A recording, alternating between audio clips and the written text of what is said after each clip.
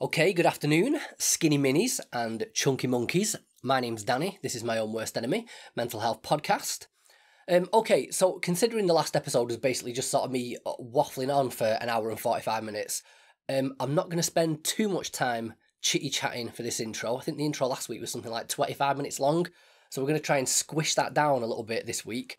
The episode itself is quite a long one as well anyway, so, the less of me talking bollocks, the better.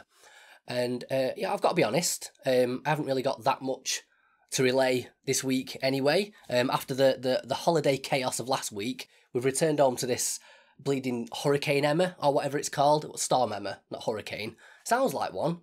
Don't know if you can hear that. But you'd think it was a bleeding hurricane, the way people are like carrying on.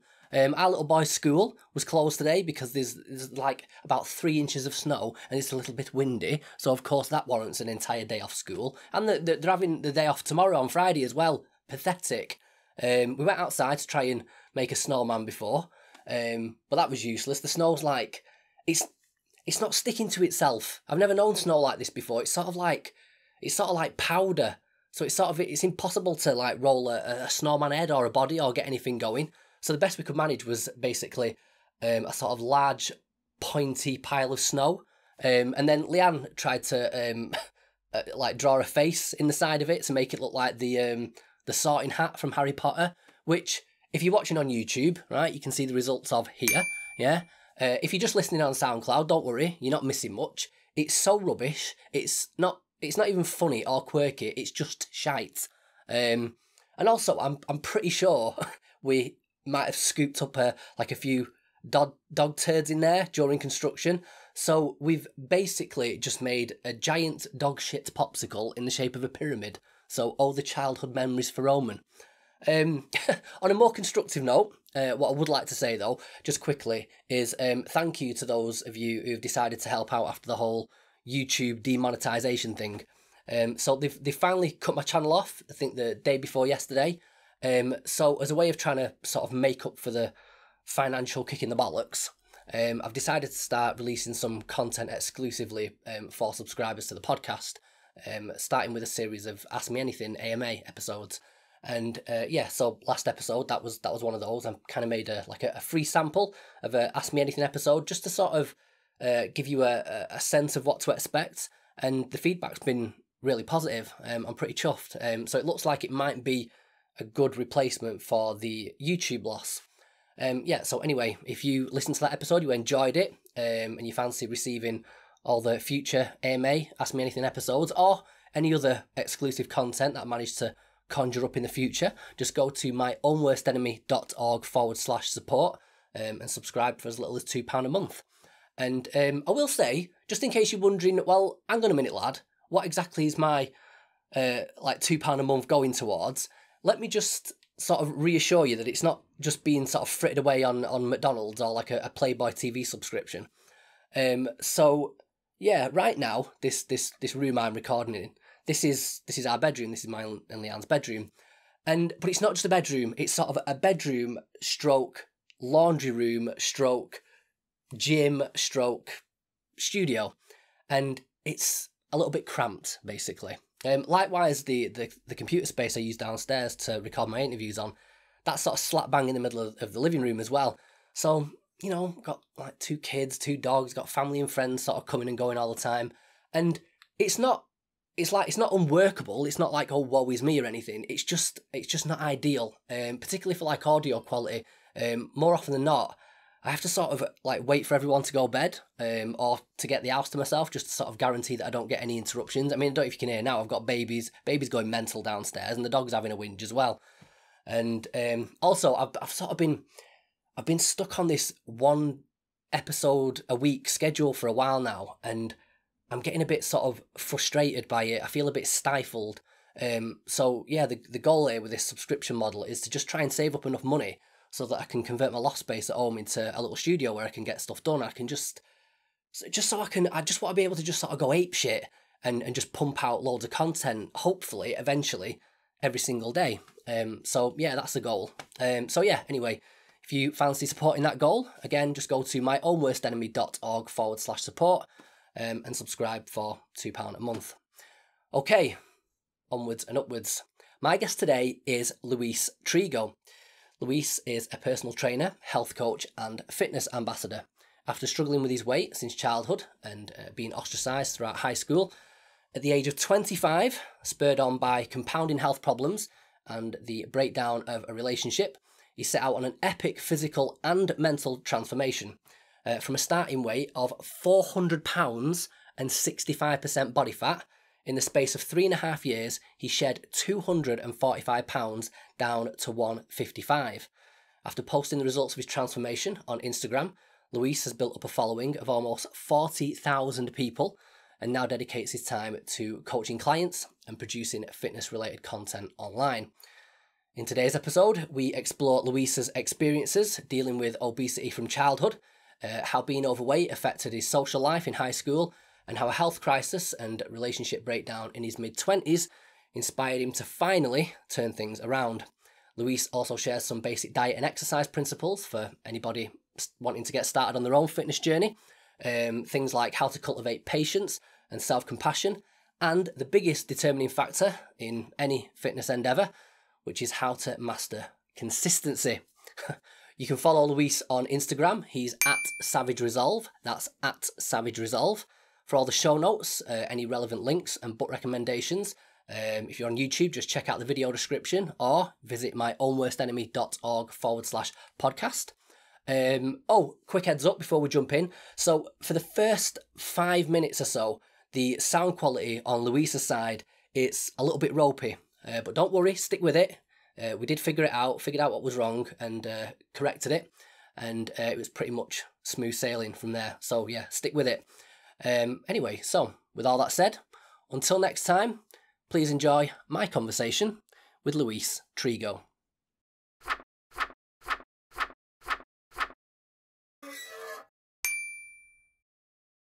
Okay, Luis Trigo, welcome to the podcast. Thank you for taking the time to join me. Thank you for having me. Finally got there in the end. Busy man, tricky guy to get hold of, but we're here, and I'm going to take advantage of it now that I finally got you here. So today we are going to be talking about we're talking about weight loss, but it's more than that. It sounds very simplistic to say talking about weight loss and getting into fitness and stuff. So just to give a little bit of preamble for the listeners, I stumbled across you on Instagram, where you kind of, I suppose the label is Insta famous. I'm probably a bit too old. I don't know if I'm getting the lingo down, but there's a few accounts out there where even if you don't follow particular people, in the main feed, there's a few personalities whose pictures, these physical transformation pictures, keep cropping up over and over and over again. They're getting reposted by different accounts. I guess because of how dramatic and shocking the transformation is, and you're one of those people. And so besides just kind of talking about the Instagram side of it and the weight loss journey, because it's such a dramatic transformation that's taken place, I'm super interested in the psychological journey that you've been on along the way as well. But just as well to like kind of pad that little preamble out a bit, if you'd like to just sort of give us a very brief overview of your story and what's been going on with your career in Instagram, and then we'll sort of pick it apart and delve into it a bit more deeply. Well, I mean, it's funny because when I started my Instagram, I just made it to just have something for myself at first, just to, hold myself accountable and post little things with like my friends or whatever. And then it kind of just snowballed because as my fitness journey altered and I became more of a trainer and I started to study nutrition, I started to do these things, I'm like, well, I could use this platform as a way to show people and give them hope. And that's why at first it was not called Savage Resolve. It was called just my name. It was just normal. And then it led into that. because I wanted to, give people kind of a feeling of, hey, this is a something that you can come to and you feel like that, you're welcome here. There's no judgment, but I'm also very serious about fitness and I want you to be serious about fitness and about your health. And that's kind of how the whole Instagram thing came up. I'm actually pretty introverted. Right. And we'll go more into that in the story, but that's basically how this came from that. Yeah, Yeah. so I mean, what I'll do is when this gets uploaded to YouTube, I'll kind of cut in some of the picture, the before and after pictures. But just to people that are just listening on audio, to give them an idea, what was your what before you started with the fitness and nutrition? What was your starting weight, and what did you get down to, and what was the time scale? Okay, my starting weight was at 400 pounds. That was my heaviest. My journey didn't start at 400 pounds. It started at 350, but my heaviest was 400. And then my leanest was 155. And that was me just, cutting down to a around 9% body fat. And then after that, it's been recomping ever since, just adding muscle, cutting fat, adding muscle, and just growing muscle over the time. Yeah, and so how long did that take from say the peak of 400 down to 150? That took 3.5 years. Wow. Yeah, it took a long time, but I'm glad that it took that long, because it built character. So Well, that's exactly what we're going to go into now. So I think we'll kind of approach this conversation in two parts. So I'm interested in the journey to 400 pounds, and then the journey back to 150. And so I think I've seen on your Instagram profile that weight has always kind of been an issue. And so if you could take us back to the sort of to the very beginning, childhood, because I mean you posted a few pictures where I mean I can't tell how old you are, maybe about 7, 8, 9 or something like that, where you're mhm. already clearly overweight for your say age range. Um, but take us back to the beginning um, when you first sort of realized that you were overweight, when maybe diet was a problem, and yeah, well, just take us back, and we'll pass it out a little bit as we go along. Honestly, I think it all started in fifth grade. Fifth grade really was when I noticed that I was bigger than the other kids, and it snowballed in middle school. And I think the reason why it snowballed was one, just my parents' ignorance to nutrition. We were following the staple American pyramid at the time, which was like 12 servings of grains and everything. So they thought they were feeding me correctly, but it really made an altering effect to my body. It didn't really become an issue until high school. Kids never really treated me differently because I was always like the class clown. I never had a problem making friends. I was actually always confident, and I never had these issues. So really, high school is when I became judged more and I became more aware that maybe I really shouldn't look like this, because I was always an active kid. I always played outside on the weekends. This was before, back like during our times, this was before cell phones. This was before internet was instant. We went outside and we played, and fun was playing basketball and stuff. So I was always an active kid. And like I said, it really didn't become apparent until high school, where everything became a little more superficial. So basically that's how it started to affect me mentally. Okay, so I mean, interestingly, there. So you said you were quite an active kid, but still struggled with the weight early on, anyway, even before high school. So, are you at any sort of I don't know what we'd call it, whether it's a sort of genetic or just a sort of a natural deficit, so that you were gaining weight anyway? Like you say, you were active, and have you got any like brothers or sisters that and was it the same for them, or was you the well, for for want of a better term, was you the fat kid in the family? Well, honestly, I think it has to do with the fact that I was spoiled because I was the only child and I was the only boy, um, really, that was born out of my mother's side of the family for a while. So like it was just kind of like I was given a lot of treats. I was spoiled, and I was told by my family like supportive things like, oh, you know, he's cute, he's chubby. Like I never got any harsh, insulting words thrown at me. I guess that's the reason why I was adding all this weight, was because I was given these treats. I was drinking these sugar drinks, like, you know, pop became very popular. And, you know, you had all these different types of drinks, and like, it's just like sugar was in everything.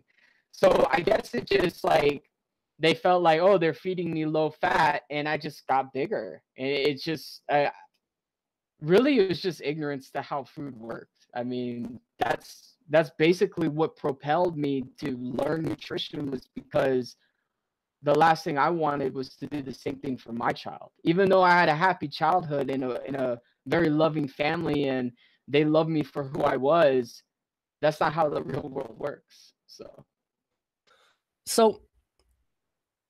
okay, jumping forward to high school now, and I'm really going to sort of pick this to pieces because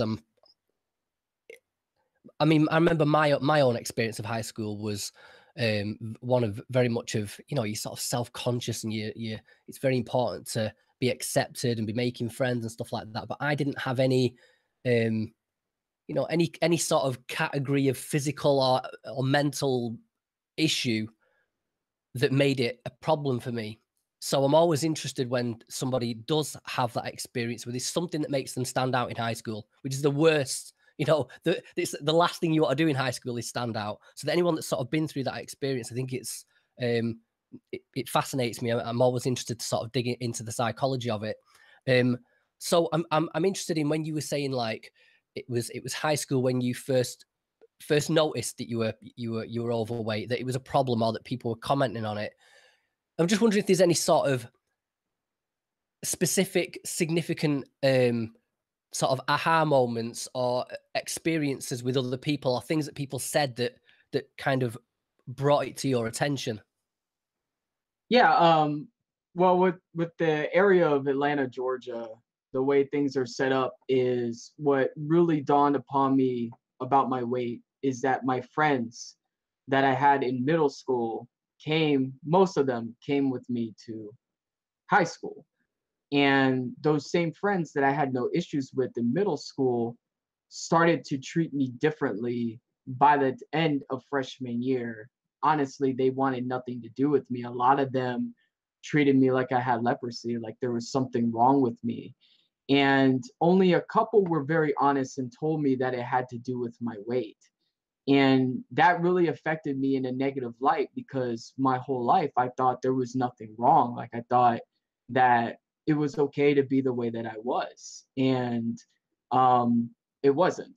And even though to me, it's not that negative, because it taught me about how the real world worked. I just didn't like high school at that point, and I never liked high school afterwards, because it seemed so hollow and shallow, because it was more about who liked you and how you looked and what you wore, and you know what kind of sneakers you had, or how you looked physically. It didn't really matter who you were as a person.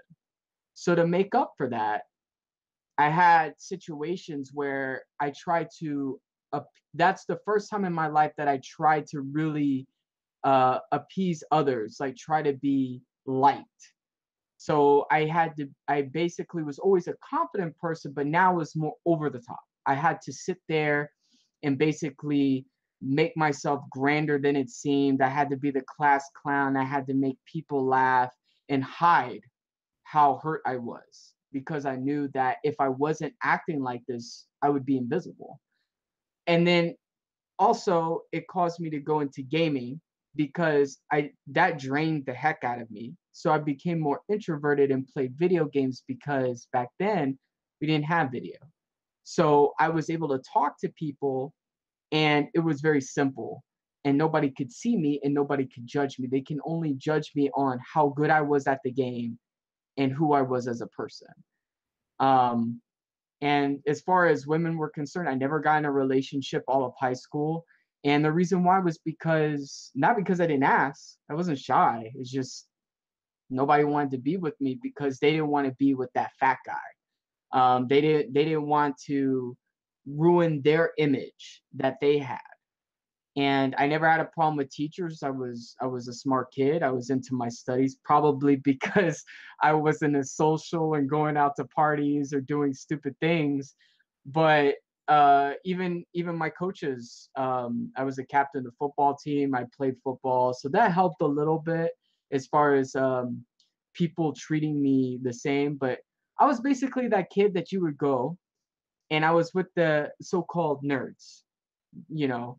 And now these days, nerds is okay, but I was like the nerd. We would sit there, play Magic the Gathering, play Yu-Gi-Oh, play Pokemon cards. You know, back when the cards were a big deal before handhelds came out, and they were really big.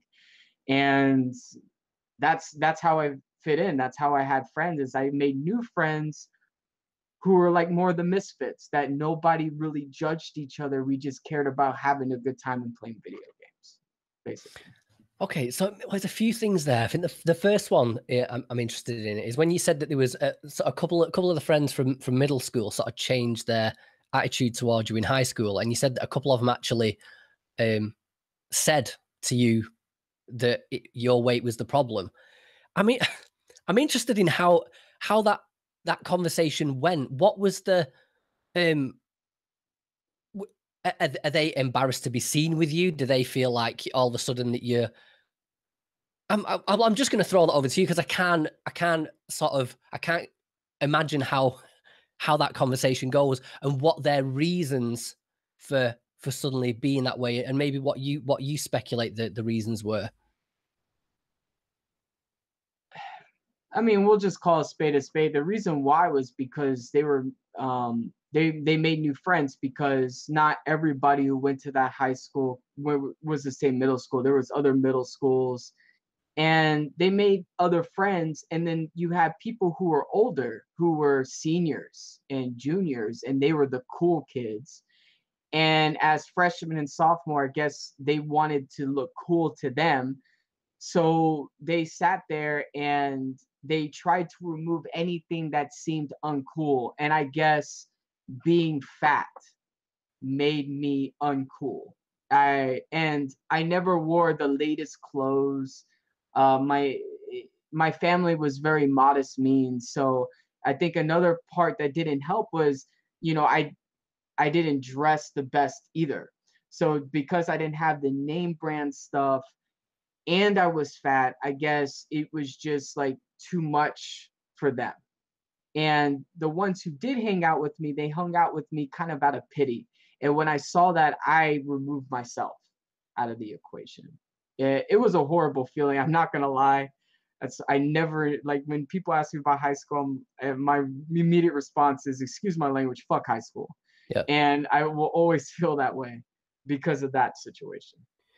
Was the well, a couple of questions actually. So well, one is just sort of a clarification of this the picture we're painting. So I mean, it's a sort of a caricatured accusation of America that everyone's sort of overweight, and I'm wondering what the just to get just to get an idea of how much you maybe stood out. I'm wondering, I know you can't give me an exact, but I'm just kind of wondering what the demographics actually are in the high school. Do you know what I mean? To be someone that was, were you the most overweight, or was there other people? I'm just wondering how much you stand out. And I'm just thinking because I remember in my high school, which was, I think it was something around about, off the top of my head, I think it was something around about 1,200 students or something. It was quite a high number. But there's only maybe one or two people that were overweight to the point where it was a thing. But then because of that, it really made them stand out. So I'm just wondering what that the demographics look like in your high school in that sense. Well, back then, the obesity epidemic in America was not nearly as bad as it is now. Now it's ridiculous. Like, the numbers don't lie. 1 out of 3 people are obese. Back then, we were still very active kids. We didn't have like the whole computer gaming and the console gaming, like it wasn't that big back then. We still played outside. So I would have to say I was maybe one out of two other people that were noticeably obese. Most kids were skinny or average back then. I would think that maybe today, if I was going to high school, it'd be much different. But these days is different compared to back then. Back then, it was just like your school. It was very rare to see a fat person. That's kind of what I was getting. I mean, that's pretty intense, isn't it? To be of all those students to be sort of one of two people sort of going through that. And so I guess what I'm interested in based on that is whether the experience with the relationships with the other students, was it more one of being ostracized, or was it actually sort of over bullying and sort of name calling that took place? It was a mix of both. I was bullied the most from freshman to junior year. When I senior year wasn't as bad because I dropped down some weight and I was captain of the football team. So then, you're not really going to get insulted because of the social hierarchy. So even though I still had an issue with socializing with people and people judging me, they weren't going to openly judge me because I had the football team behind me. So people weren't going to mess with me like I did before, as far as the bullying is concerned. But yeah, I was insulted not only at school, but I was insulted as far as going to schooling events or if I was playing in my neighborhood. Even the kids in my neighborhood started insulting me more often because of my weight. And, it really was just, you were sticking out like a sore thumb. And as a kid, I didn't know how to lose the weight. Like nobody taught me anything about this. Like this is where it became very frustrating because I would hear my coach say one thing and then I hear with somebody else say another thing, and it even frustrated me more because I wanted to be normal, and I never felt like I was abnormal until that point. Yeah, I guess, especially with because you're one of those people that you reached the rock bottom, acted on it, and turned things around. I guess I'm interested in delving into that a bit more into especially because of how sort of intense the high school experience was, and when your subjective experience of being a person that's overweight was kind of very much came to the forefront, and you're very self-conscious about it. What do you think, besides, like you say, the sort of mixed messages of kind of what to do about this? What was the psychology that sort of held you back from maybe taking any action?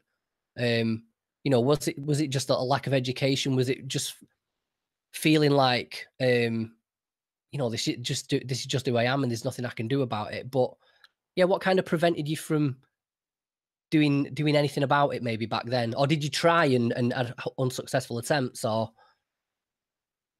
I always tried from my senior year of high school all the way to I got to that rock bottom point that you spoke of. It was a mixture of three things. One, it was a lack of knowledge, and back then the internet wasn't as booming as with information like now. You can find anything that you want and you can see what works and what doesn't work. But back then, there wasn't really as expansive to learn. So it was a lack of knowledge for sure. And I was really doing what other people who were already fit had suggested. Problem is they were never fat.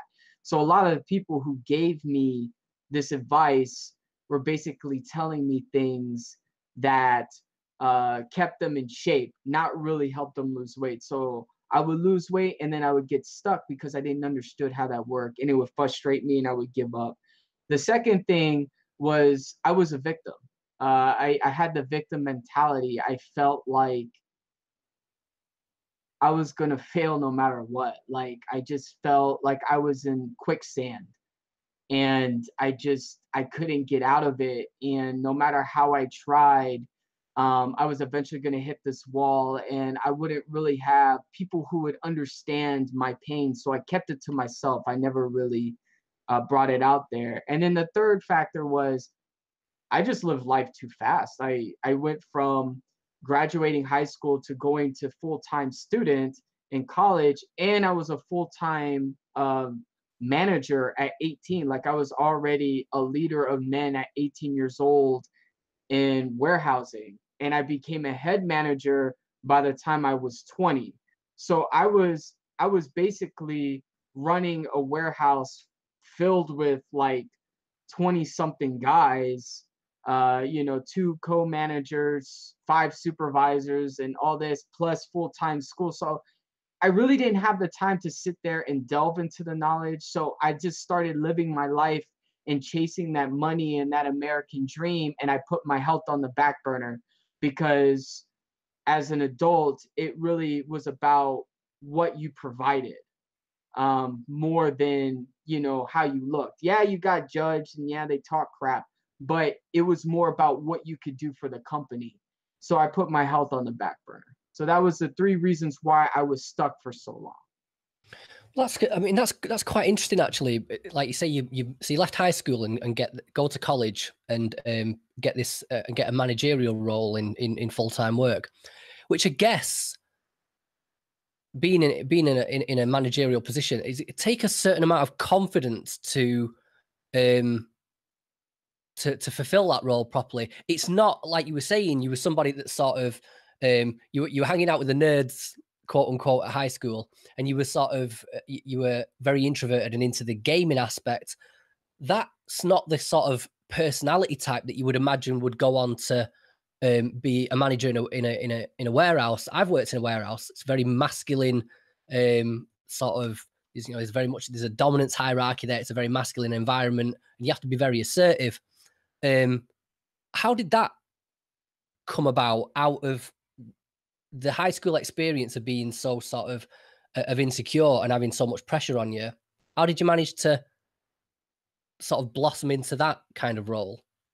Well, I believe that when we talked about high school, we got to remember that even though I was introverted socially, I was always in leadership positions. I was still, I still graduated kind of top of my class. I still was captain of the football team. I was still a leader, but I was a leader in things I was comfortable with, that I knew that I could lead by example and that I can help mold people. So even though I was introverted and I like gaming, I feel that leadership and introversion don't really go hand in hand, because if you're confident in what you do as an introvert and you know what you're doing, it doesn't matter because you're in it and you can just go. And I've never had a problem with confidence. Remember that. I never had an issue asking a girl out. I never had an issue with that. It's just I had to get out of that environment of high school where everything seems so shallow and meaningless, to now, okay, I'm thrusted into a leadership position where my decisions cost the company money and I can actually make a difference and I can help guys get better at the job that they do. So if that makes any sense, where there's a huge difference in the dynamic of high school leadership and being social in high school compared to being leader in a managerial role where your decisions actually mean something. You get what I'm saying? Yeah, I do. It's like they're not introversion and leadership. They're kind of not mutually exclusive. One doesn't sort of discount the other. Mhm. But yeah, something you've just said there again, quite interesting, is a lot of people when they're overweight and and they're not confident as well as a result of that. And I bet a lot of people would just be like, if I could just get the confidence, even if I couldn't lose the weight, just the confidence could help propel me forward. Yeah, I've had mates that have like, well, I've got one mate in particular, super overweight, doesn't affect his confidence whatsoever, career wise, especially with women. I mean, it's insane the sort of the skills he's got with women, to put it politely. And so, what I'm interested there is, what despite having this really negative experience in high school, how did you manage to maintain a level of confidence, especially like you're saying, for some people you say, still asking girls out. For some people it takes one rejection from a girl and that's it. They never ask a girl out again until they're maybe in the 40s or something. So I'm wondering how you managed to maintain a level of confidence despite going through what you were going through. It's actually two factors. One that was mentioned at my job. I was laughing when you said this, telling me about your friend. One thing about my job that they told me, which has changed now, and also there was another factor that's into play. So the first part is just my pride in myself. I've always been a prideful individual from the get-go. So the reason why high school never caused me to have a problem with moving on and being a leader was because I had pride in my character. I knew that I was a leader, a natural leader. Like if you teach me the job and I pick it up, I can run with it. And I guess that's what it was, is that my physical appearance never affected me internally as far as my pride within myself. Like I've always had a great work ethic. I always felt like I could compete, and I did. I always competed. So I guess that was the first factor that really helped me, was just that masculine pride in myself, which, some people these days might think it's a bad thing, but I think it's a good thing to have pride in yourself and to believe in yourself. And then the second part was arrogance. I was told this at my job all the time, like, you're arrogant. And the reason why I was called arrogant, it was projection. And this is what I learned. I went from arrogant to confident. And the only thing that changed was my weight. They called me arrogant because they're like, how are you so confident and you're fat shit, right? So they're like, they sit there and they go, you're arrogant. And it's like, no, I just believe in my abilities. I'm not looking at my body. I'm looking at my character and believing in myself and what I do.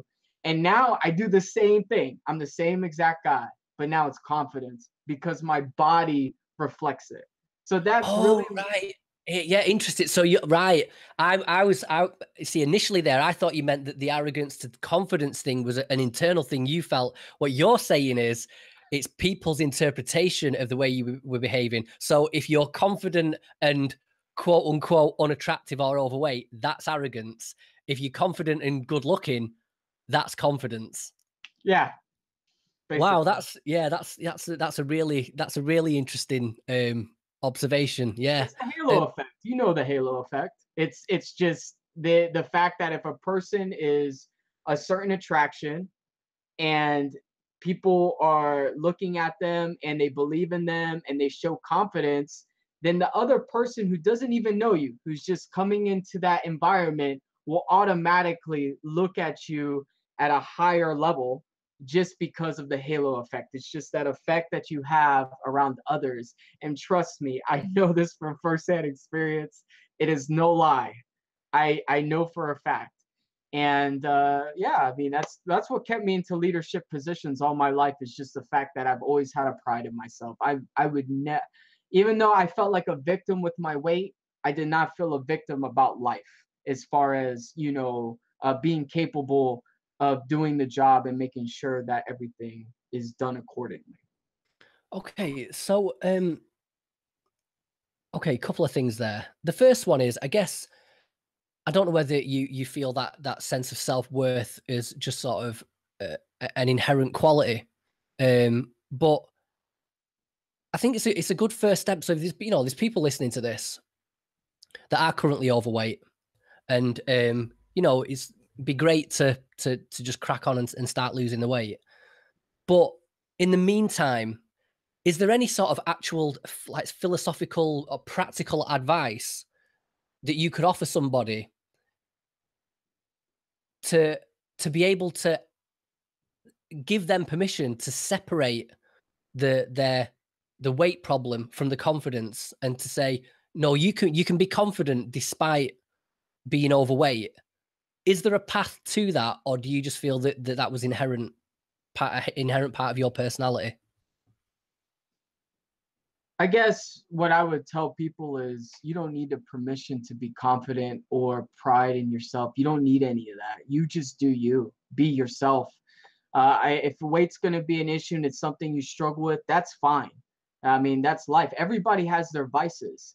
Some vices can be shown and some cannot.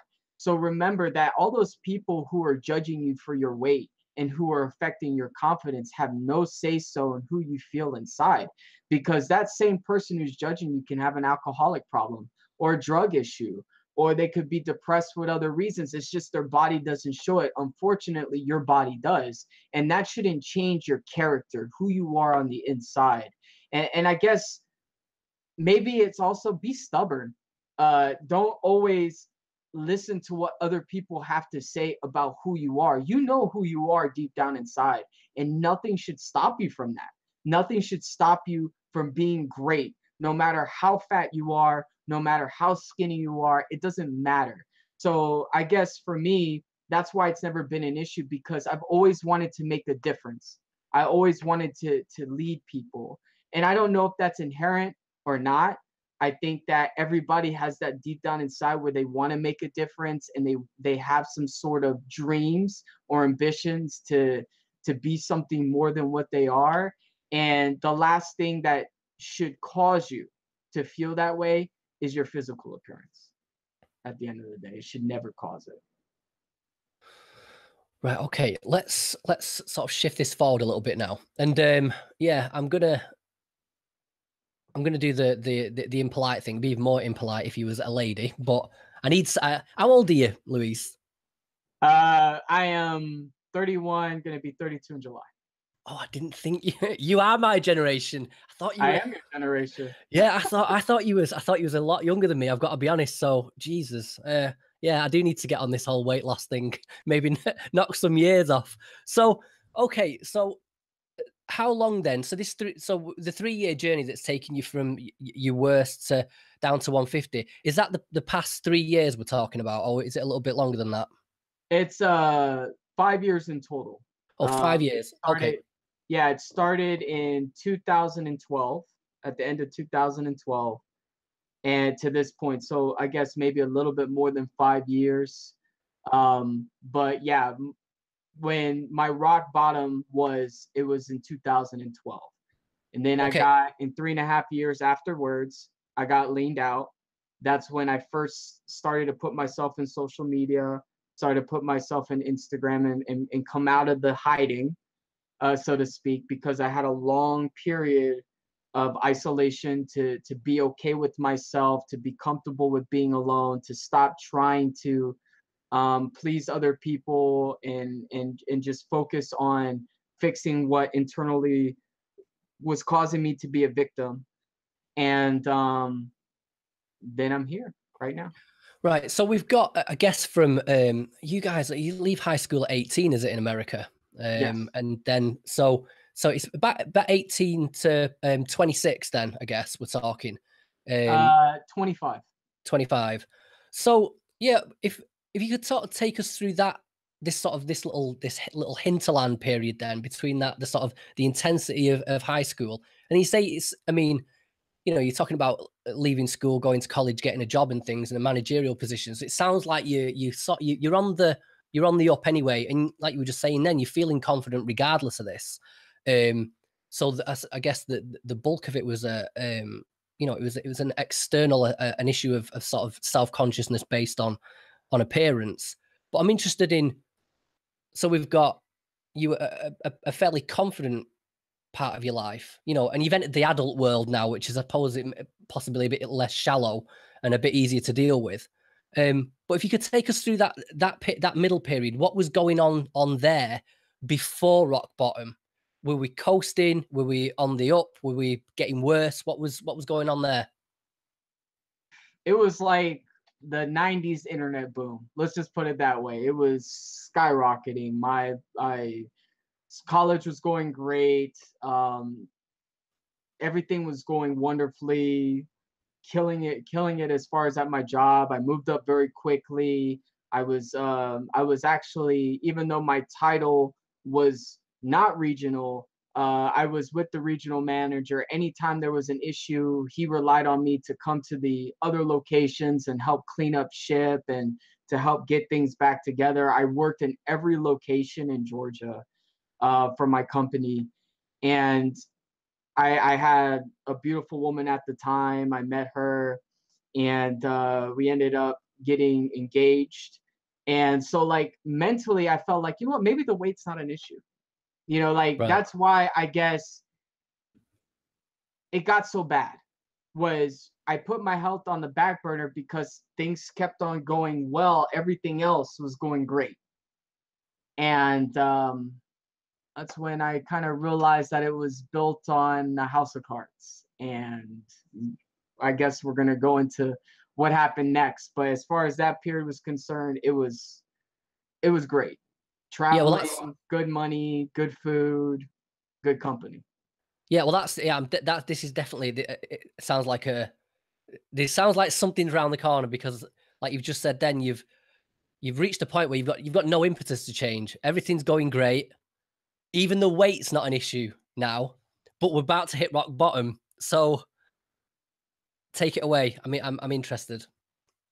All right, so I've only talked about this a couple of times, and I made a video, kind of like a short Instagram video on it, but we're going to delve into more detail. Basically, I was going a mile a minute. My life was going great. And then all of a sudden, I started to feel differently. I started to become very lethargic. I started to feel very anxious all the time. And I started to feel my heart do kind of like skipping when I was laying down, especially after eating like crap, because I ate like crap all the time. Like, since I had good money, I was eating out 24/7. I don't think, the only vegetables I had were on my burger. So like the lettuce and tomato on my Yeah. burger was the only green stuff I had. And I started having heart like skips, and it started to affect my work because I started to think about it, which made it worse. So I guess it was anxiety, and Yes. it kept on pestering me. And I became, it started to really mess with my head, and it started to affect my work. My health started to affect my work. And then one thing led to another, and I ended up losing the job that I was at because I was very immature in a lot of ways, and I did a lot of stupid things. And then with this health thing, it didn't help because then I started to not pay attention, and I started to make mistakes that were just plain stupid. And it ended up costing my job. Now I bounced back and got another job. So it's not like I didn't have the money. But then I realized, what is the point of me doing this other job? Like, how can I be an effective leader if I have this weight on me? Like, I really felt my health was an issue. So at the time, I just wanted to focus on my health. I didn't want to work. I said, you know what? I'm gonna fall back on the people that I care about, and I'm really need to get this weight off. Like, I really want to make this a mission. My parents knew nothing about my fiance. I wanted to keep it a surprise. And the reason why is because I didn't want to introduce somebody to my family unless I really felt like they were my future. And I was getting to that point. But then when this happened, I said, okay, I told her, I said, listen, I need to focus on my health. I can't work. And that's when I realized she was there for the money. She was never there for me, because as soon as I said I'm going to stop working, she left. Wow. She without anything, didn't say anything to me, just left. Took the ring, took everything, left. So the person that I thought really cared about me, that I had over a year with, that I planned on my parents meeting, everything seemed like it was going great, is gone. My job, my career that I spent 6 years at, that I moved up, gone. And my health was deteriorating. And I I just I spiraled down, and I went from 350 at the time to 400 pounds. I gained 50 pounds, and I want to say a couple months. I don't know. That timing was a blur. I'm going to be honest with you. I'm kind of guessing every time I talk about it because I really didn't know what was going on. All I did was eat and sleep and play video games.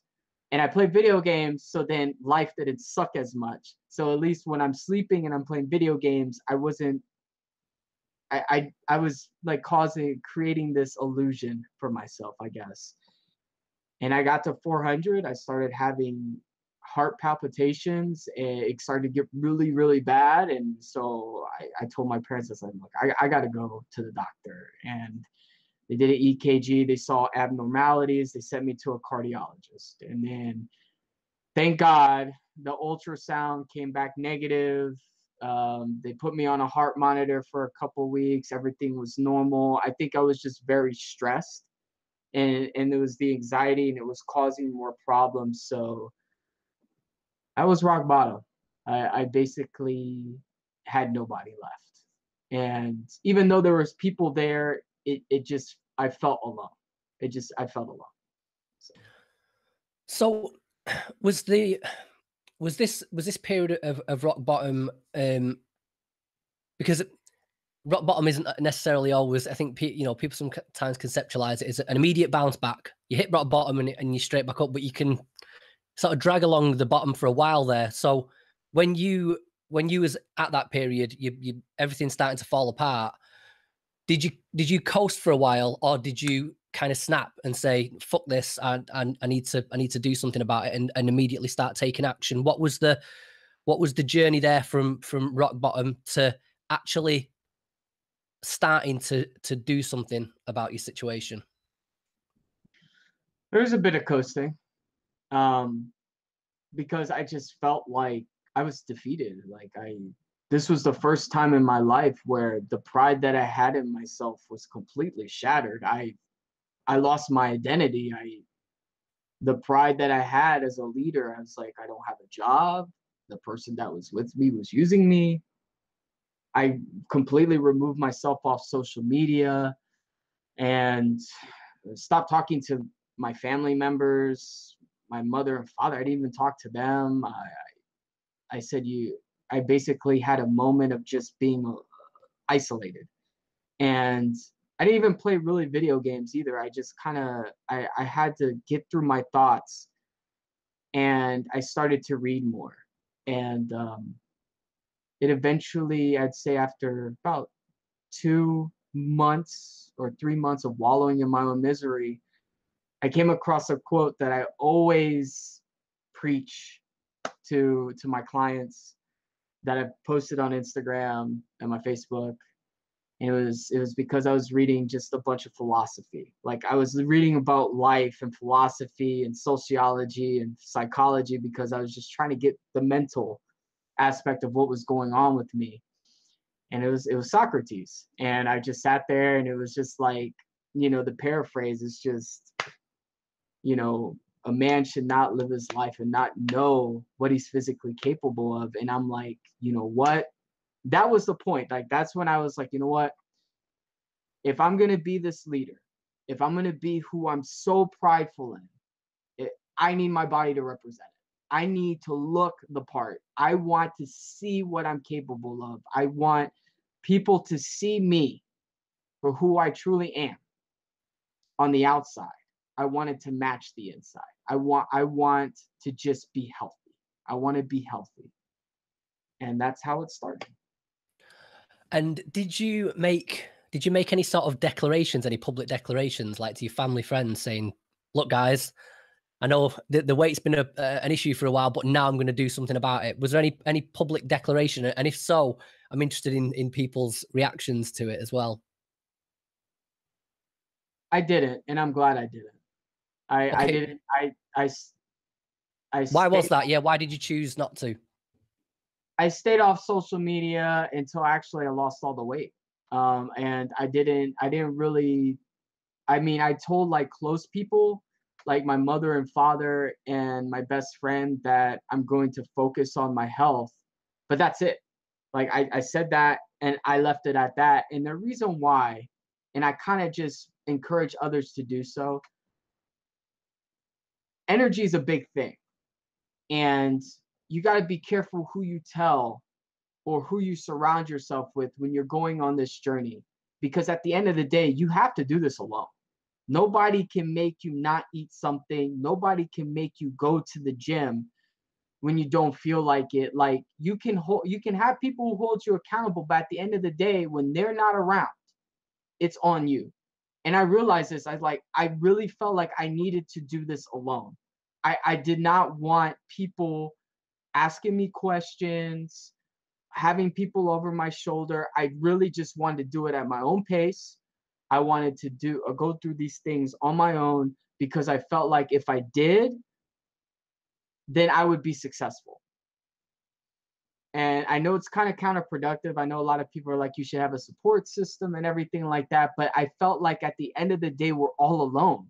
Like we have to do it ourselves. And I refuse to put myself out there and to put put that type of pressure on me and to make it to where people could judge me because I've been judged my whole life.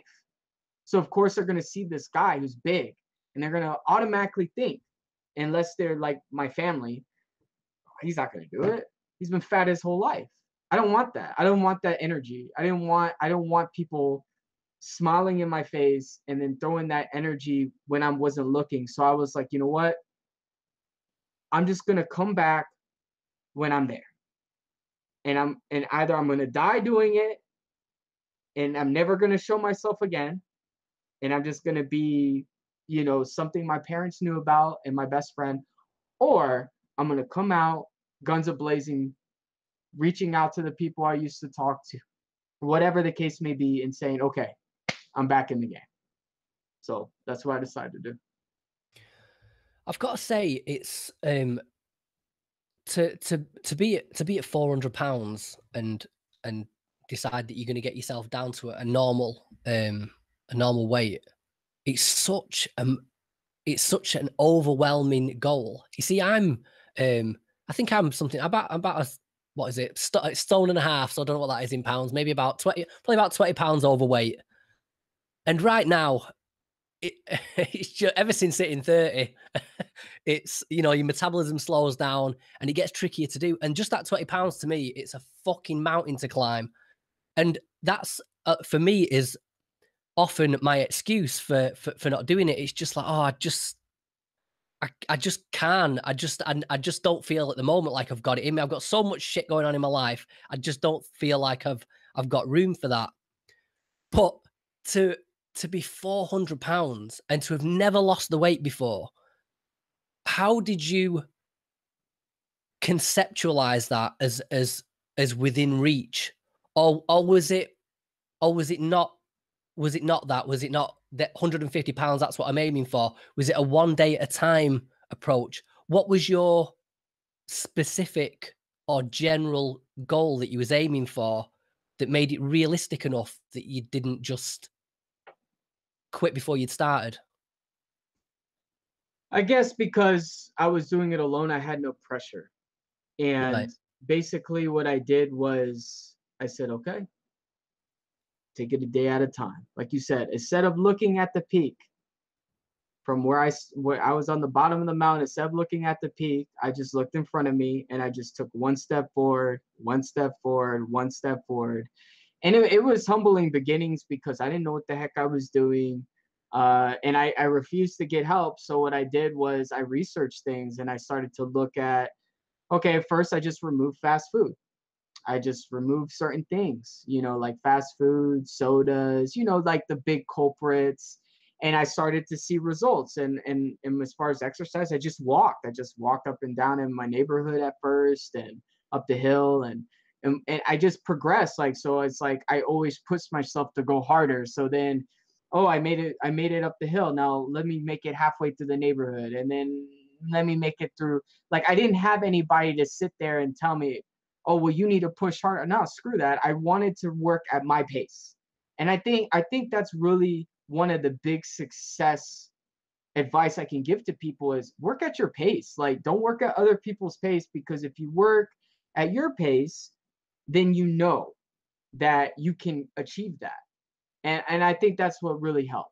what made me not feel like it was so daunting. But I did have some hiccups along the way, which we'll talk about, as far as like you kind of get you know how you when you're walking up a mountain, you look back at the scenery, right, Yes. every once in a while to see how far you made it. But then sometimes when you're looking back, you look up too. So let's just say that that happened a couple of times. So Right. Okay. Well, let's dig into that, because yeah, that's definitely something that needs to be addressed. Is the idea of you're going to have these false starts, and you're going to come up against these hurdles, and the only way through them, me preaching here, 20 pounds overweight and not doing anything about it, is to just keep pushing your way through it. But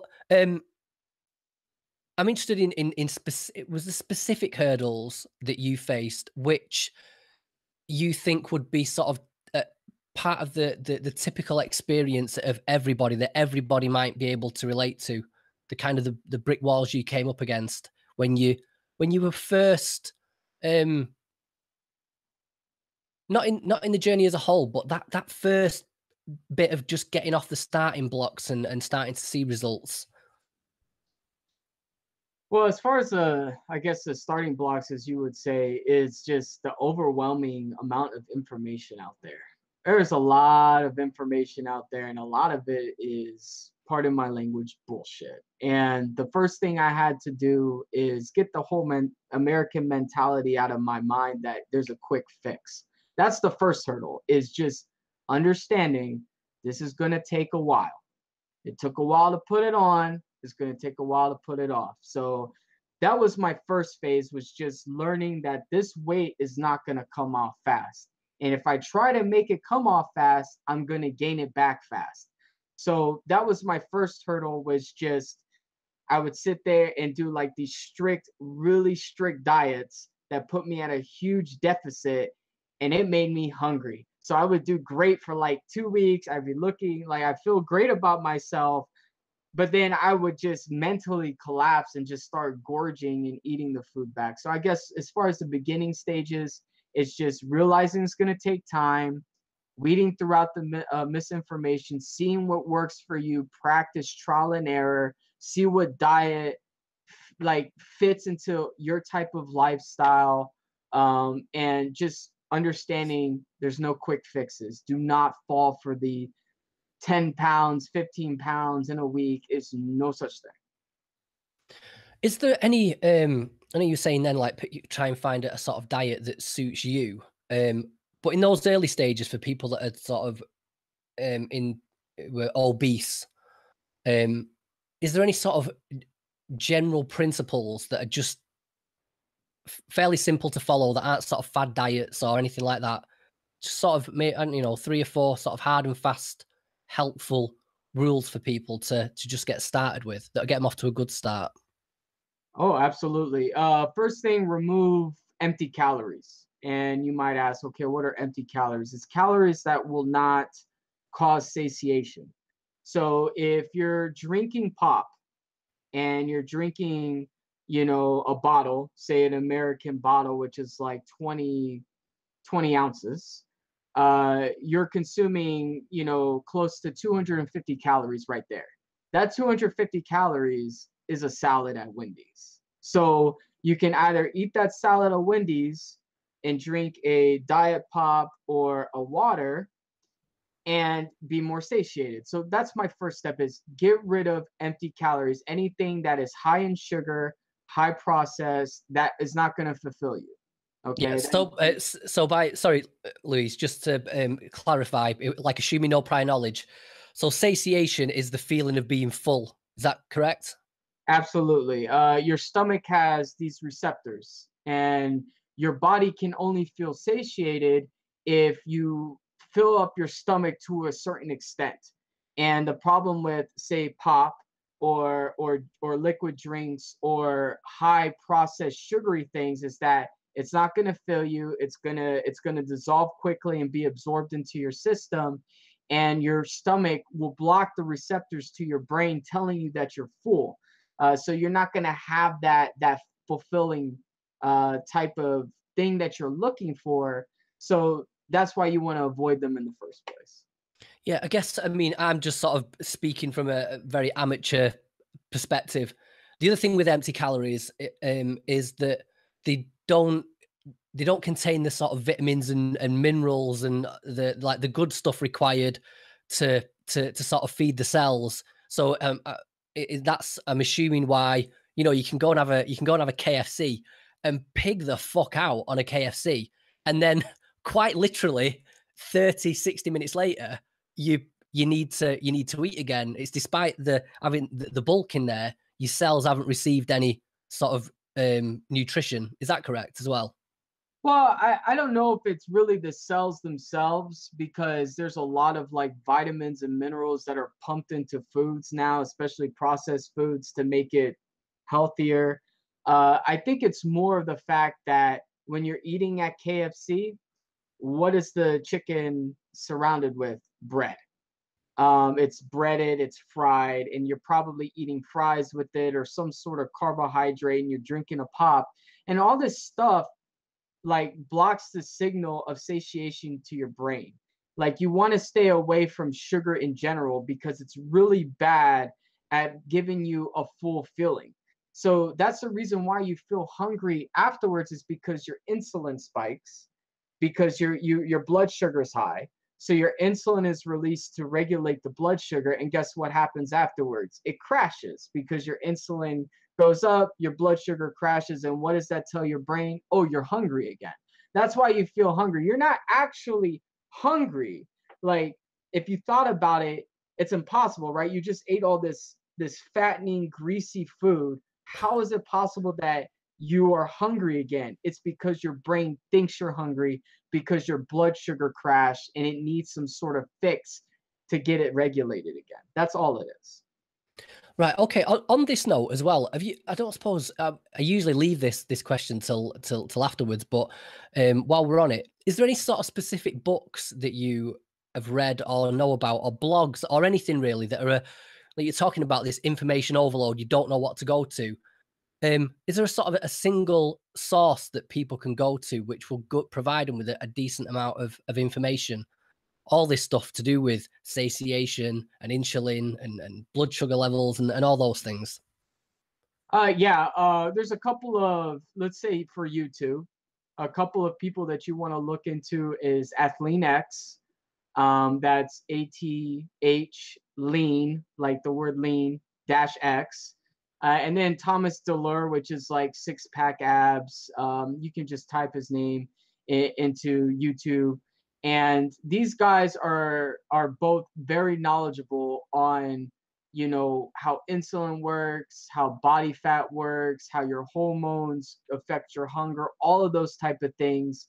And don't fall for like, don't go into like the type of diets specifically that they talk about, but the knowledge is on point. The knowledge that they put in there is 100% accurate. And also Athlean X is great for people who are trying to lift weights. There's really good, he gives you all the proper forms and techniques, so that helps as well, like actual videos. As far as books are concerned, really books that have changed my life are books like The China Study.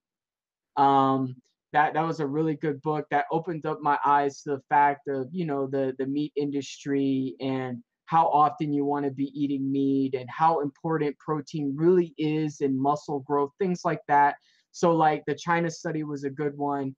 And then as far as peer-reviewed studies, you just want to make sure that you can just Google it, peer-reviewed studies on insulin, peer-reviewed studies on this. And what's great about the internet is that you can get a bunch of articles linked with actual studies, with actual statistics that show you this type of information. It's all out there. You just got to look for it. Okay, well, I've sort of threw a spanner in the works then, because my original question was sort of like about three sort of first principles to get people started. So if we that was just one.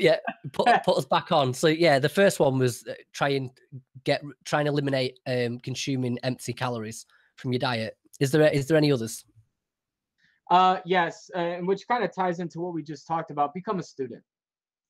Right. Unlearn everything you've learned in your health courses in high school, because it's all nonsense, and just relearn nutrition, relearn how to eat, learn what's good for you and what's bad for you. So that's the second thing that you can do right away that can really help you, is just expanding your knowledge on nutrition. Because yeah, you can remove little things like we talked about, like the processed stuff, like that's basic, but it's also basic to just start doing research, just to learn, what foods you should avoid in the first place. And then the third thing that would really help people as far as like core elements that I feel right away that can really get people to the next level is understanding you're not going to lose weight with exercise. Stop worrying about exercise at first. Hmm. You can do your bare minimum walking.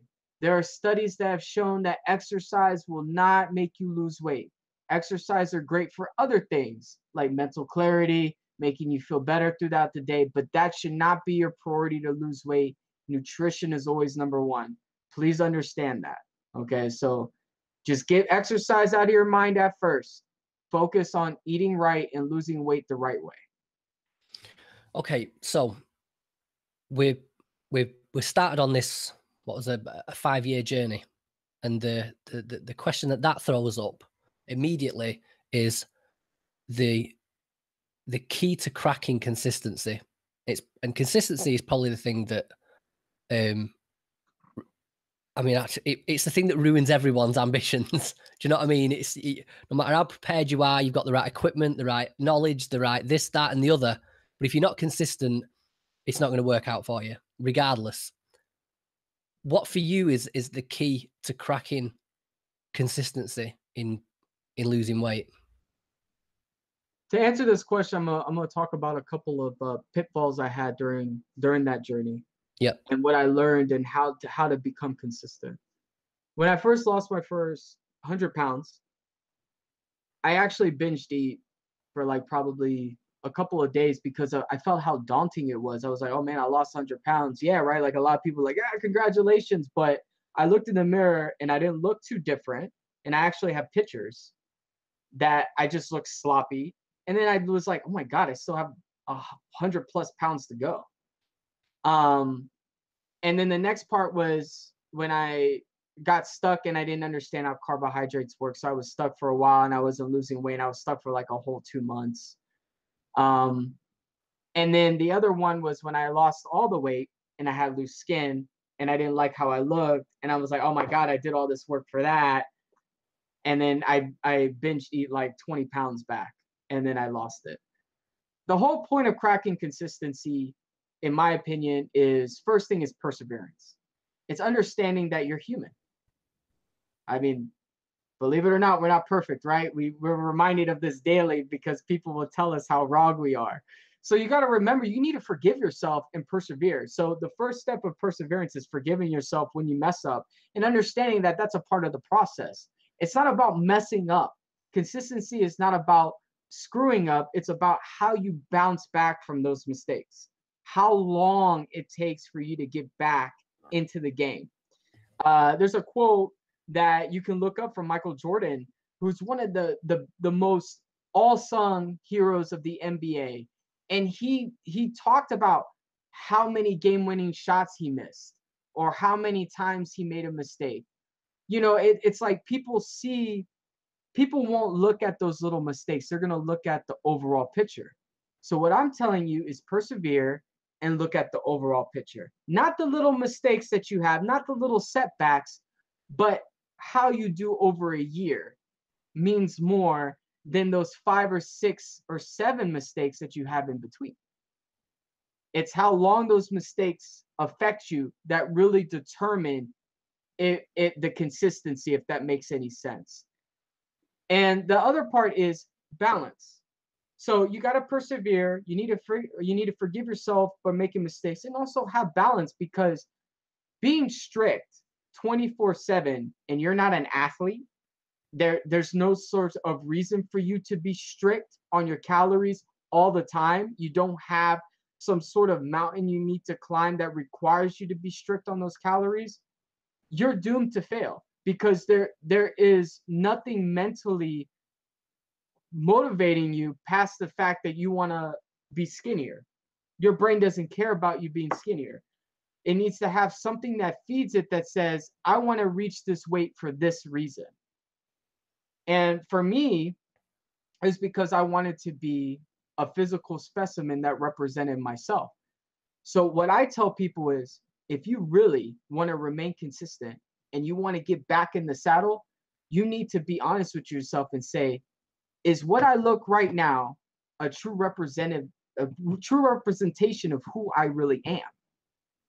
And if you don't feel it is, then that's one thing that you can use against your mind to tell you, keep going. Keep going. Yeah, you slept up, but keep going, because I want to look like what I want to represent. You know what? Interestingly, now I think something worth pointing out with that is we sort of covered a lot about the aesthetic aspects of weight loss and weight issues. And if I posited this question to somebody that hadn't been through this journey, it'd be considered ignorant and sort of insensitive. But I'm interested in what you think, having been overweight and then shed the weight and been through that journey. What's your opinion of like the attitude at the moment is that to focus on aesthetics it's a bad thing and it's shallow, and you know, we've got this sort of the body positive movement, and you know, kind of people are trying to sell us on, you know, fat is the new sexy, and there's no correlation between being overweight and healthy. If you just because you're overweight doesn't mean you're unhealthy, and things like that. And I'm interested in your take on that, having experienced both sides of it, both the importance of aesthetic and the accusation that it's shallow, and also the kind of body positivity attitude that's kind of being thrown out there at the moment. So I feel that, again, it's all about finding that happy medium. There's a lot of people who are overweight that should be left alone because they're not necessarily unhealthier. They're just maybe overweight because they're not as active. Maybe they have more of a sedentary lifestyle, but it's not like they're pigging out all the time and everything like that. Those people should be allowed to live the way that they want. And if they're happy with themselves, then let them be happy. They don't need to be shamed. But there's a point. When you get to the point where you're eating the amount of two people and you're taking more than you should, you're taking away from other people. Like, that's what you got to have the mindset of. It's like you're eating so much to the point where you're taking away from others, and then on top of that, you're putting yourself as an inconvenience to others around you. When I was super obese, I had to buy 2 plane seat tickets, because if I didn't, I would be so big that I would be cramping up the space of another person. My choices should not hurt others. If your choices are affecting others, your loved ones, or people around you, then you need to question that. I don't think it's okay to be all right with being sickeningly obese, because I was there, and I know that over time your body's going to break down.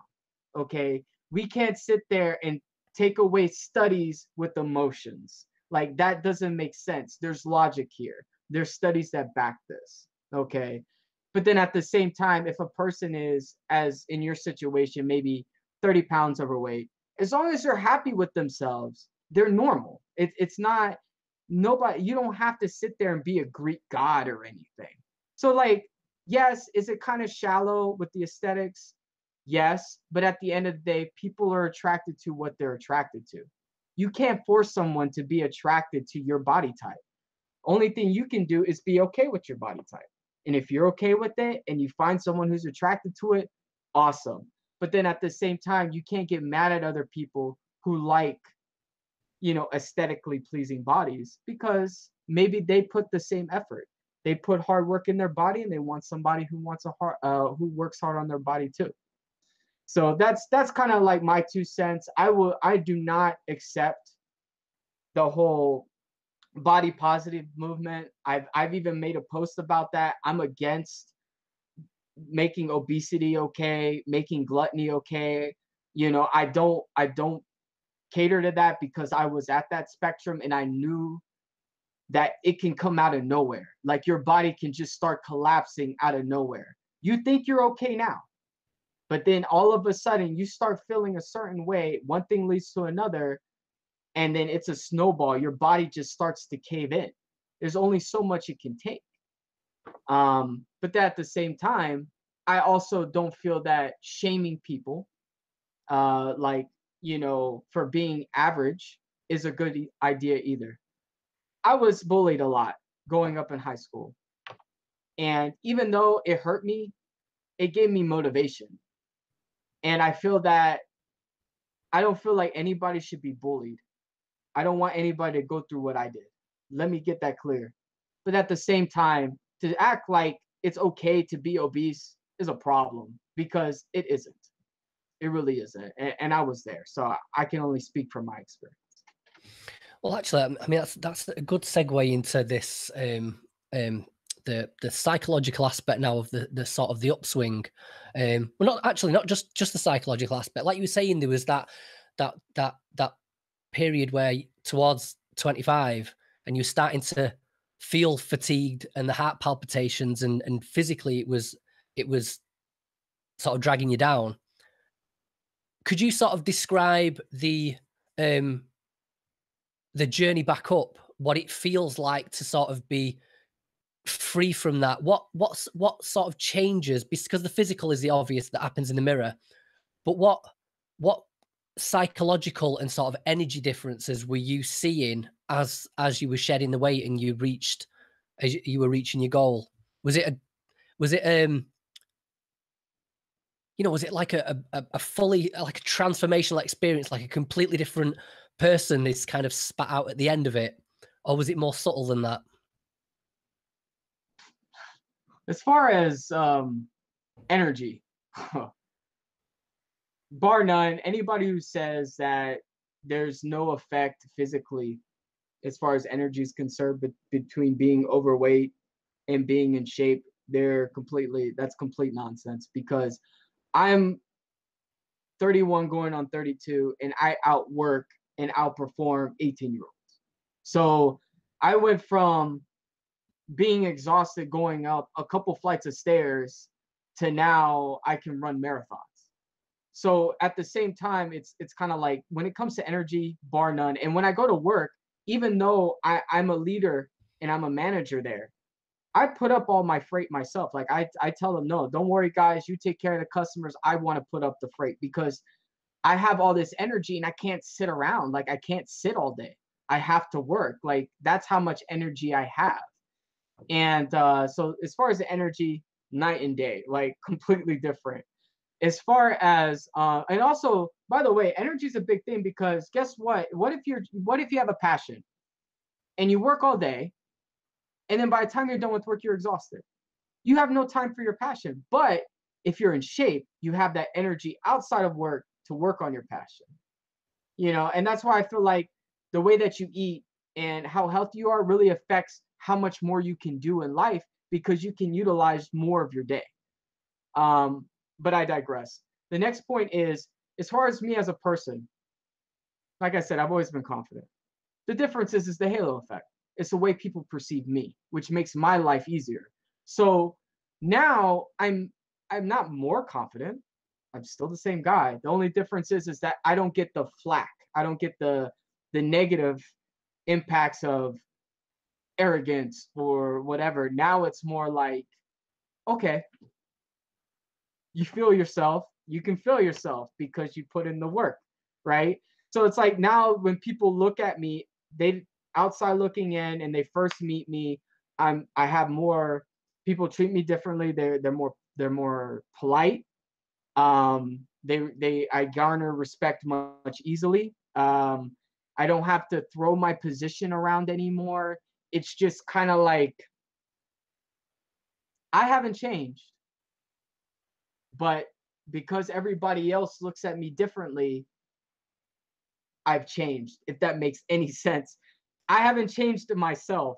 It's just that everybody else makes my life easier now. It's interesting you say that, because I mean, obviously, it's the first time we've spoke to each other. I don't know you personally, and I only know you through your Instagram account. But through looking through your pictures, um,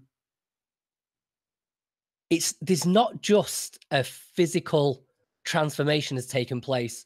The one thing I noticed, and I don't know if I'm sort of reading into this body language or whatever, and I don't know what I'm talking about, but you see this with boxers and mixed martial art fighters, they and soldiers as well, people that have served in the military, they carry themselves. There's just something.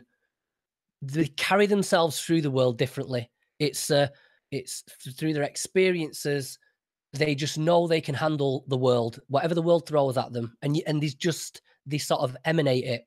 And what's interesting in your pictures is, besides the weight loss, there's a different look in the eyes. Now, even though you've just said to me then that you don't feel like you've changed internally at all, from the outside looking in, you're just the expression on your face in those before pictures. If I'm being honest, it's not of a guy that's confident and that has got sort of like fire in his belly. But you look at the pictures of you now, and it's the same guy, but the eyes are different. And yeah, I'm just speculating. I don't know if you've noticed that about yourself from the pictures, that it's not just a physical transformation, that something, even if you say it's not necessarily a confidence thing, something internally, something behind the eyes has changed. And can you put your finger on anything that might be? Well, I feel that the body language that you see has to do with, one, just bad posture because I was heavy as crap. My body was holding me down. So like you're gonna be slouched over because you saw how big my chest was and how big my gut was. That puts a lot of pressure on your spine. But as far as the look, I think it was because when I took those pictures and I looked at myself in the mirror, I was unhappy with what I saw. I wasn't unhappy with myself as a person. I just didn't look like how I looked physically. So when we talk about the confidence as far as physical appearance, that's why in those pictures, when pictures were taken of me, I instantly thought of, oh, people are going to see this. They're not going to see me. They're going to see this. And that's why my face was different. It wasn't because I wasn't confident in my abilities or loved myself, really. It was just more what people would see. Like, imagine you're a big guy. You want to avoid the camera because you're gonna stick out as a sore thumb, and that's why most of my pictures were family events. You're never really gonna see pictures of me where I'm out, and it was because even though I was confident in who I was as a person, I didn't feel confident in how I looked. So you're right. The thing that does change is my body language because I'm more erect and I have the weight evenly now. And also it's just I no longer feel like that was the one thing that was holding me back was my weight. It was the only thing that made me feel like a victim. Now I have nothing that I feel like can hold me back. If I can conquer 200 plus pounds, what really can I not achieve? That took me 3.5 years just to lose the weight and build myself to this point. What in life that would take years would stop me? If I can spend years doing that, then I can handle whatever years I need to put into something else. So. Well, I mean, I think this might be, some people consider this a sort of a shallow question, but I think it's important. And a lot of the guys listening to this could be the selling point for them. But I'm interested in you spoke briefly about people started to react differently to you. And you mentioned before high school, no luck with girls whatsoever. Finally get a girl, she turns out to be not the best. And so what's that like for you now? What's dating like? Being around girls' reaction to you. Have you noticed a change there? I mean, yeah, of course. I can't sit there and say that there's not a difference. It's night and day. And I think what also helps is the fact that I found my passion, which is, personal training and just nutrition. And like, since I found a passion, like, I don't know what it is. You know how women say that the number one attractive thing is confidence, right? That's kind of bullshit because you can't look like a left foot either. But the point is that when you sit there and you're passionate about something and you're so focused, when you talk to women, it's different. I'm not gonna lie. The way I talk to women now is much different than I was when I was bigger. And I don't think guys realize this. When you talk to a woman when you're bigger, you're kind of supplicating. You're kind of like putting her at a pedestal and you don't really know it.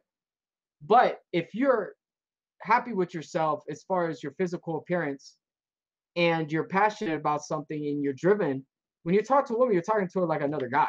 You're just talking to him like, okay, you're pretty, good for you. Okay, what are you about? And the relationship I am in now, which has been over a year now, is wonderful because she knew me when I was bigger. So she knew me at my lowest, and she knows me now.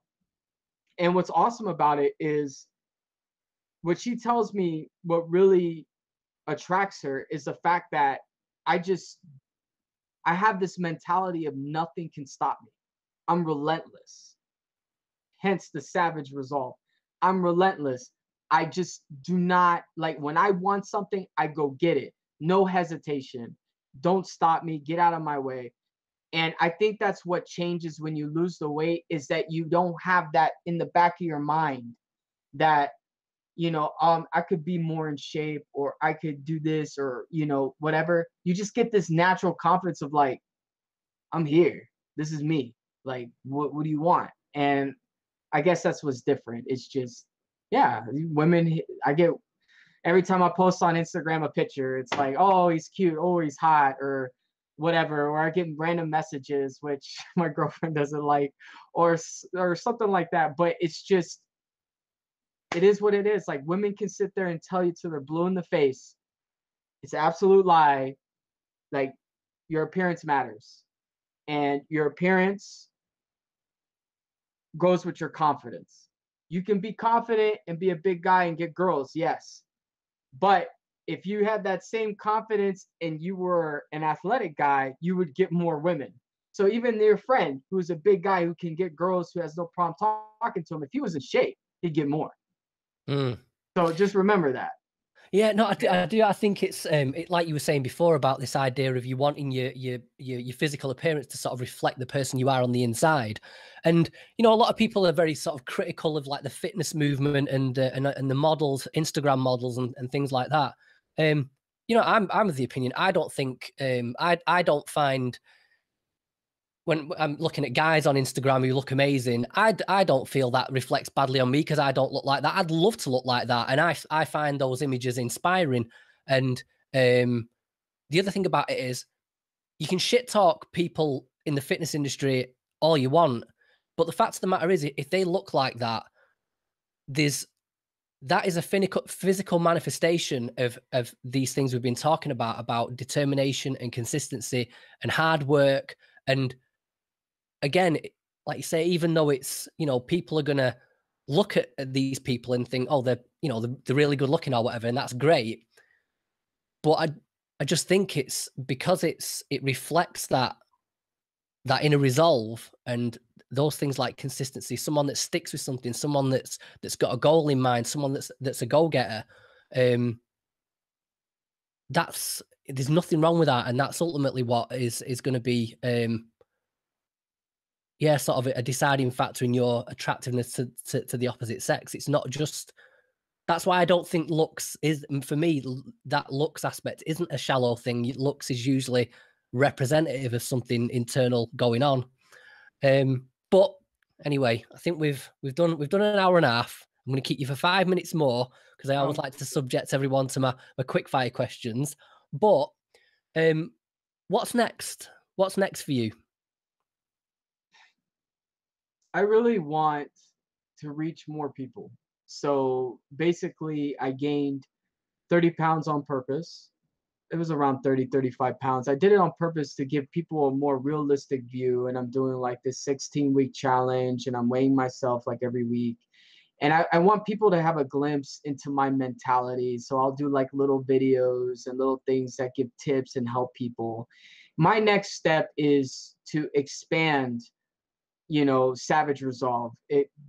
Because I was more introverted. A lot of the popularity that I've had, I didn't ask for. It was just people just started coming to me. They saw my before and after. They started posting my stuff. But now I want to go out there. I feel like I'm ready to just give people hope and to give them a no nonsense, zero bullshit, just you got to work for change type mentality. So that's the next step for me. It's just transitioning from a work life to making personal training and just helping others around the world my life. Like that's what I want to do. Okay, well, I tell you what, Louise, you're already you're getting there because the reason there's loads of people on Instagram. There's plenty of people on Instagram I could have contacted, but I contacted you because I like the story, I like the post you were putting out, I like the content you're writing about, but also I want your fucking back, right? There's a picture you've posted and your back is ridiculous. It reminds. Do you remember the old when it was I think it was the Dark Knight Rises with the Bane poster? Oh, the Bane, yes. I was like, I want that back. And so yeah, you might end up with a picture of you on my wall. That's what I'm going to aim for at some point when I can get over this fucking lazy stage I'm going through at the moment. But anyway, let me subject you to these quick fire questions. So we've skimmed across this one, but just in case there's any more, do you have any book recommendations, either on this topic or just anything else that you feel would be of value to the listeners? I'm gonna throw a curveball here. I want people to just read, period. I can tell you just from personal experience, reading in general is the most important thing you can do. Absorb as much knowledge as possible in human psychology, sociology, body language, nutrition. It can even be books that are fictional. It doesn't matter. Just read, because the more you read, the more your mind expands, the more you start to see the world differently, the more you start to just become more creative in your own life. And I feel that there's no real specific books that I can sit there and say, aha, read. But start off with philosophers back of the day, like Plato, Socrates, even read a little bit of Shakespeare if you want something that's fictional. All of these little things will help build your mind and make you more hungry for knowledge. Oh, Nietzsche's one of my favorite too. I love Nietzsche. So okay. Right. If you could take the reins of power at the Department of Health, what policy would you implement to improve, well, we say the mental well-being or the physical well-being of the general public? I would make it mandatory for doctors to know nutrition. I really hate the fact that doctors and nutritionists are separate. Why? The doctors should be nutritionists. Like, if you are paid, so much money to learn how to do a transplant of a kidney, you should know what you should eat afterwards in order to keep that kidney healthy from where you don't need to have another transplant again. And a lot of problems that I see with the whole industry in general is that most doctors know nothing about nutrition. All they know is how to prescribe you medicine to get rid of the symptoms or give you antibiotics to make you feel better. They don't know what you can eat to prevent that stuff in the first place. A lot of heart problems, a lot of the problems that Americans are having these days with obesity can be solved with diet. That's what I feel I would change. I would make it mandatory for doctors to know nutrition. Okay. What, if anything, keeps you up at night? Time. I want more time. That's basically in my mind. I felt like I wasted. I know people are gonna outside looking and like, oh, you didn't waste it. I mean, look who you became. But I really felt like I wasted a lot of my life living in my comfort zone. So what keeps me up at night is time, not feeling like I have enough time to really expand myself and to do the things that I never could do because I was obese, like travel the world. Like I'm going to Greece this year, or, doing things like rock climbing or taking up jujitsu, like just things that I could not do. Like I time is the only thing that keeps me up at night. It's like, please God, it's out of my hands, but let me live the rest of my life as much as I can. Okay. What's the best piece of life advice anyone's ever given you? Huh, that's a good one.